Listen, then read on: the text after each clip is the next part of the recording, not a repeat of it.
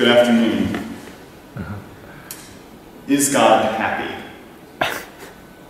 The question may sound like one of those questions theologians ask in order to keep themselves employed, like how many angels can dance on the head of a pin. In the time available today, I will not attempt to answer this question so much as to argue for its importance and suggest why it is a question worth asking, even if you're not a theologian. To begin, I imagine that the initial responses to the question, is God happy, will take three basic forms. The first response will be a firm yes. Of course God is happy. What else could God be? We may simply take it for granted that anything or anyone worth calling by the name of God will surely be blissful, blessed, without want or need. In short, happy. Another response might be to challenge the coherence of the question, to answer neither yes or no, but rather argue that the concepts involved, God and happiness, couldn't possibly be brought together. The assumption would be that whatever we call God is going to be completely other than us, qualitatively distinct from anything that we can experience. So any notion of happiness that we humans could recognize would be totally meaningless when applied to God. Finally, the response might be no. How could God be happy, given the world is as it is? If God, as Christians believe, made the world, loves the world, and has an intimate relationship with the world, then given the overwhelming amount of suffering present in the world, how could God remain serenely happy and have some kind of care for it? These three responses, I think, capture three profound intuitions about who God is. First, that whatever we mean by God should be something or someone that is perfect, that lacks nothing.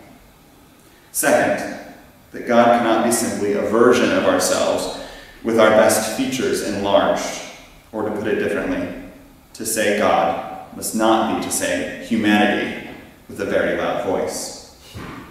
Lastly, we think that if we are going to have something to do with God, well, then God must have something to do with us.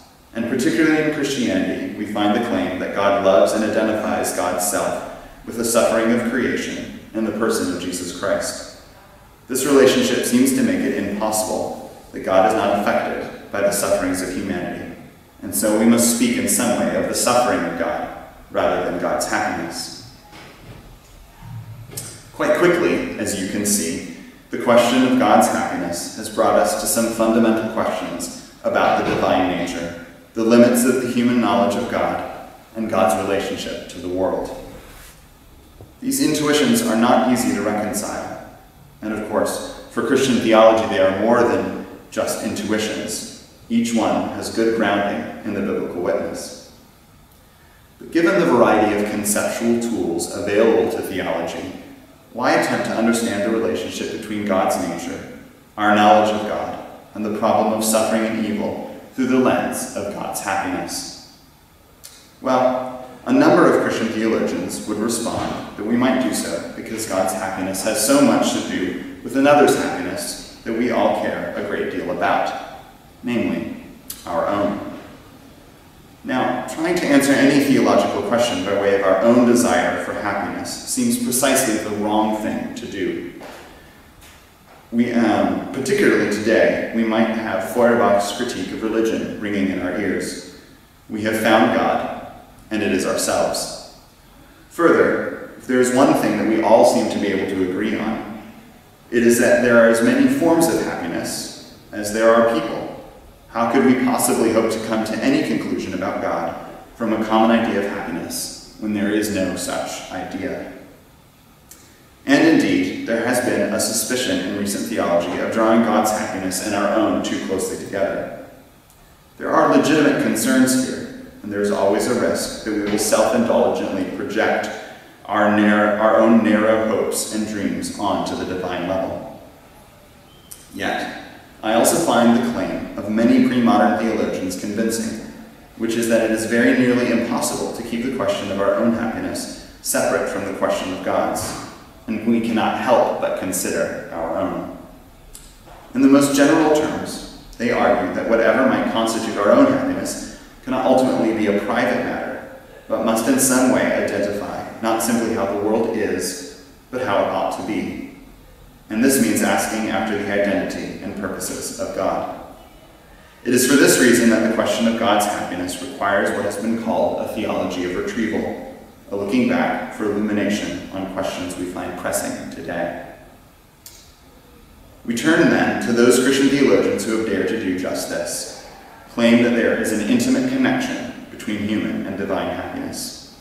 They have done so, however, by making three, perhaps counterintuitive claims. First, that whatever happiness is, it is not self-evident. We must be taught what it means to be happy. It is the paradox of happiness that we all desire it, but are nonetheless unclear what it is.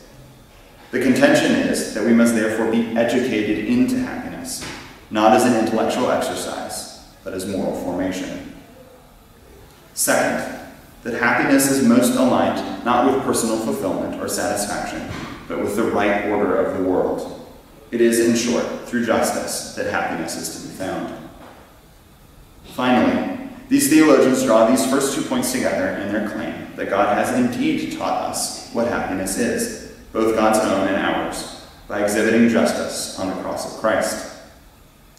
It is in exploring the implications of this last point that many of those theologians whose thought I am interested in retrieving hold something contrary to most of our contemporary sensibilities, but which is also where I find their thought fruitful for reflection. For it is here, in connection with the suffering of Christ as the justice of God, that they stress divine perfection. God, they claim, must be in some sense beyond the suffering, not only of Christ, but of the world as a whole. They held this point because it seemed to them that suffering must have an end, a limit, beyond which it could not pass, lest the primacy of the good be imperiled. Of course, to draw God's perfection into such close proximity with the cross, and then declare that it is here that we are to learn the meaning of happiness, is to put all of the concepts involved under considerable strain.